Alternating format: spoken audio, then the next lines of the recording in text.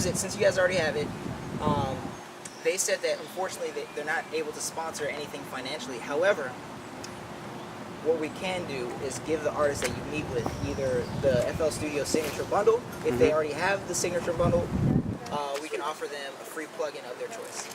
So, awesome, yeah. So after this, we can talk about that, and we can talk about that. All right, well, this is good to go. It's started. All right, cool. Where's the keys? Oh, it's right there. Oh, damn. Real smooth. Good.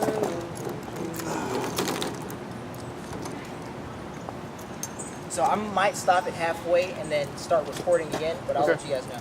All right. We could just stop all the cameras, because I think that goes for like 10 minutes before stopping anyway. Yeah, perfect.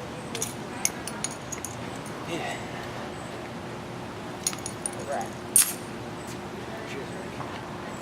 Alright, bring out that Long Island iced tea. Strong Island. You guys comfortable? Yeah. Perfect. Do you want us to move this? Is this in the way? No, that's not in the way at all. Okay. All right, so I guess just state your name, where you guys are based from, and how long you've been doing music for. Alright, so I'm Dan. I do vocals and guitar, and I co-write the music in L.S.C. with Mike over here. Where are you from, Dan? Born in Russia, but grew up around here in Boston for the most part, and in and around Massachusetts. Okay. What genre do you guys consider yourself in? What genre? You always just say alternative. It's so broad. Yeah. The kind of way to throw away that question would be to answer it as we play like alternative music.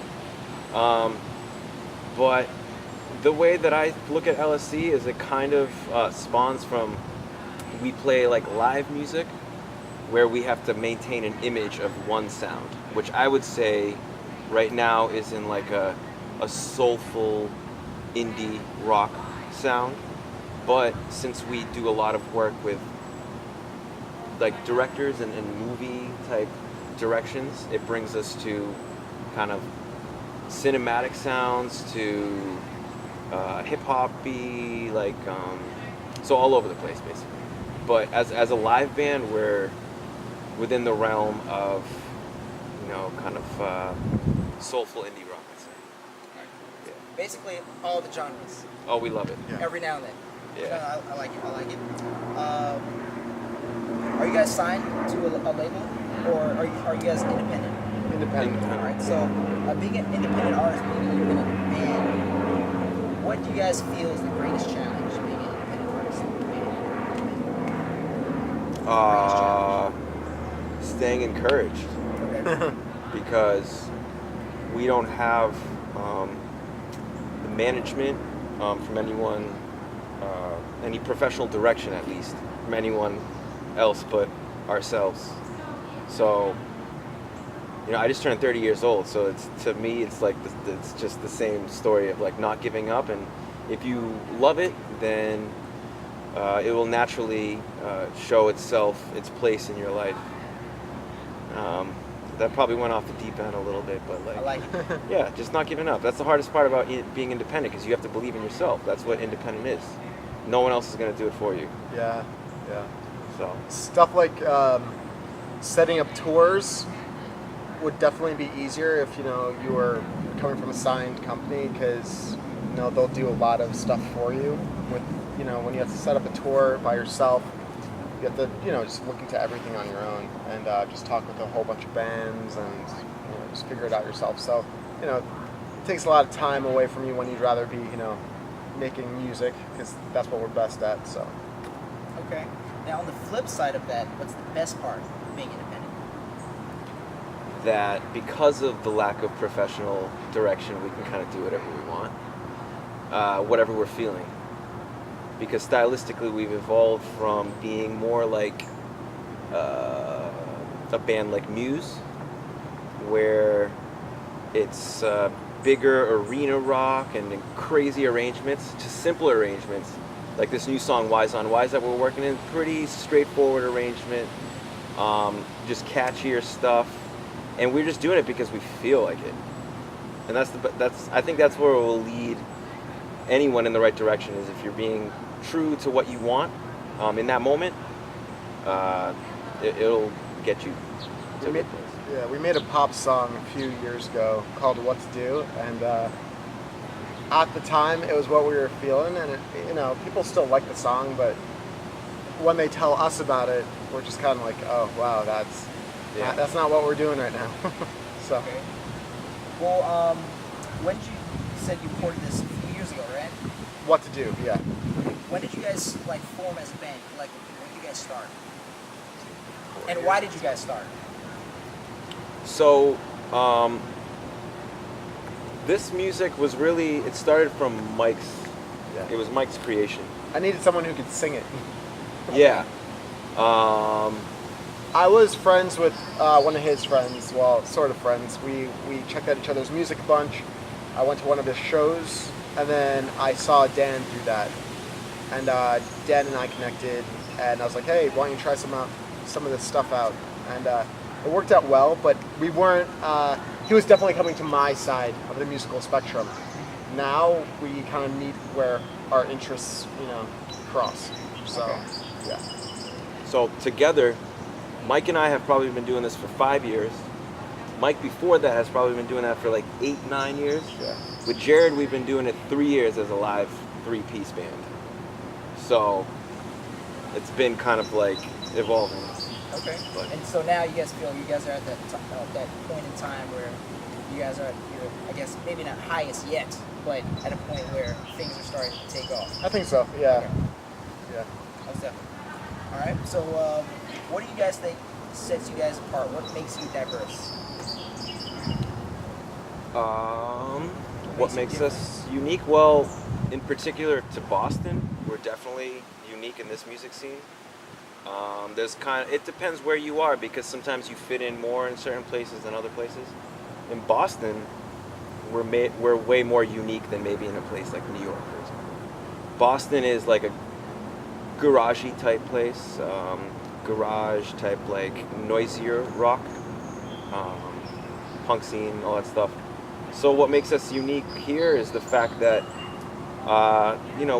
we cater to bigger sounds. The funny thing is, I think we're softer and louder at the same time.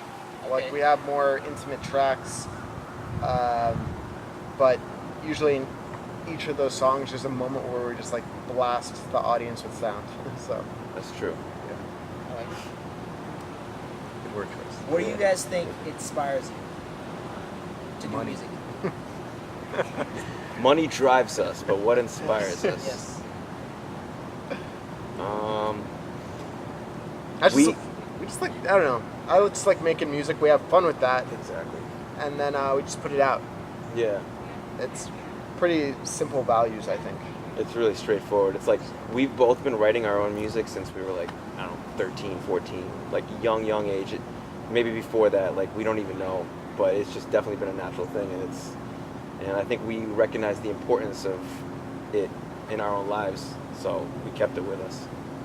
When you guys make a track, do you guys ever send it to a rough draft to someone to get specific type of feedback, critique? Do you have a go-to person that you do that to? Yeah, I think we both do that, right? I think you primarily do that. I primarily do it. There are lots of drafts, But for sure. I tell you this, I spoke to someone from Warner Music the other day. Yeah, so that's a big one. So Next episode. yeah. So I send it out to people. They actually responded that they like it, and they just want to hear it when it's totally complete. So yeah. If you guys could collaborate with any artist, who would it be and why?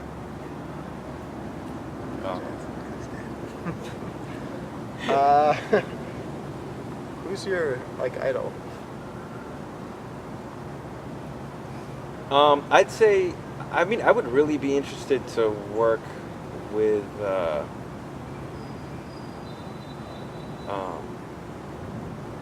Radiohead crew, because Radiohead, Radiohead. Greenwood and York, they do a lot of similar things to us, and whether we want to admit it or not, they're a huge influence to both of us. Yeah. So I'd say Radiohead definitely sticks out there. Have you guys ever been to one of their concerts?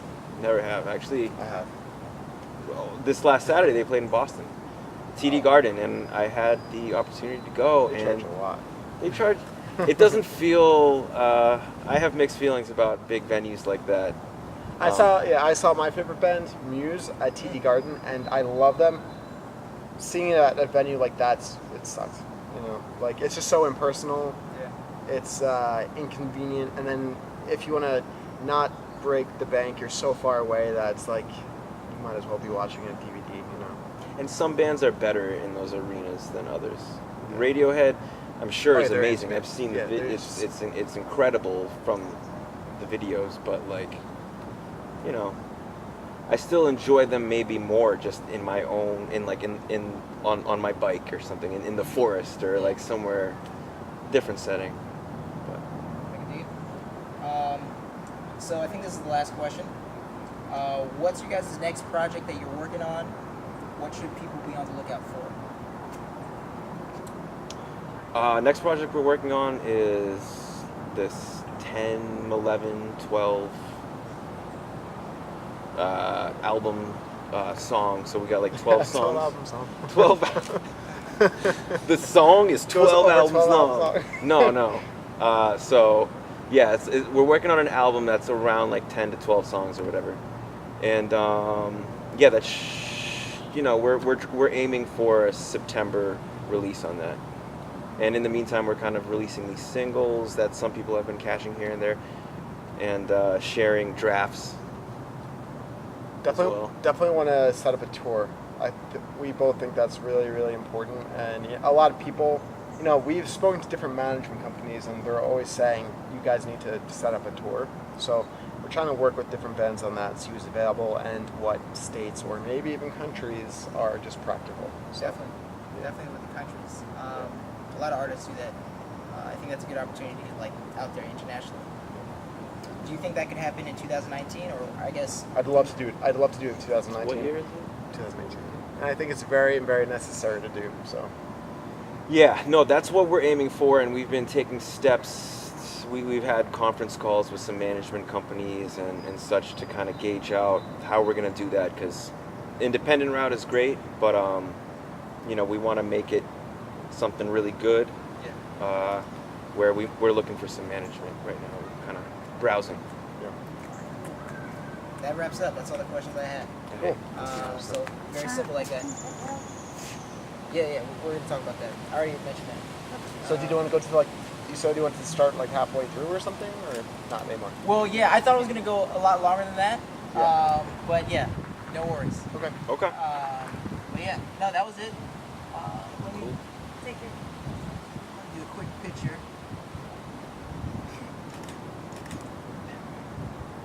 Yeah, and like I said, I can send you everything as soon as I get back to the crib, and you guys have all the raw footage. It's a nice background. Yeah. Cheesing. Yeah. But yeah, so I guess we can wrap it up. Awesome. Okay. Not unless you guys had anything more to say. No, underwater time. Is it what I? Let's get That in the would be pool. dope. Yeah. Water interview. Yeah. No, thanks for that though. I mean, Yeah. Like I said, Great. I'll send you guys all the footage just so you guys can have it for whatever purposes that you guys want to do. You will have footage and pictures and whatnot. okay. And then I can keep you guys in the loop with this project. Nice. But with the FL Studio, since you guys already have it, Yeah.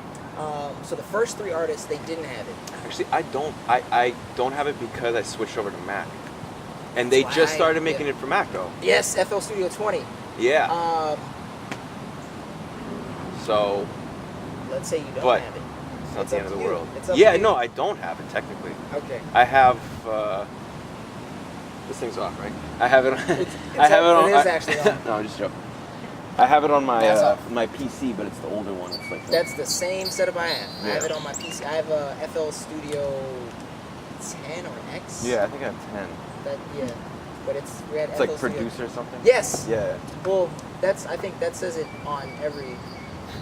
you're all pretty good. Yeah. You're all producers. You're all winners.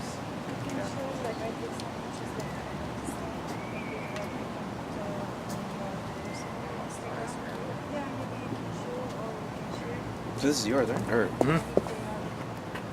Yeah, the video.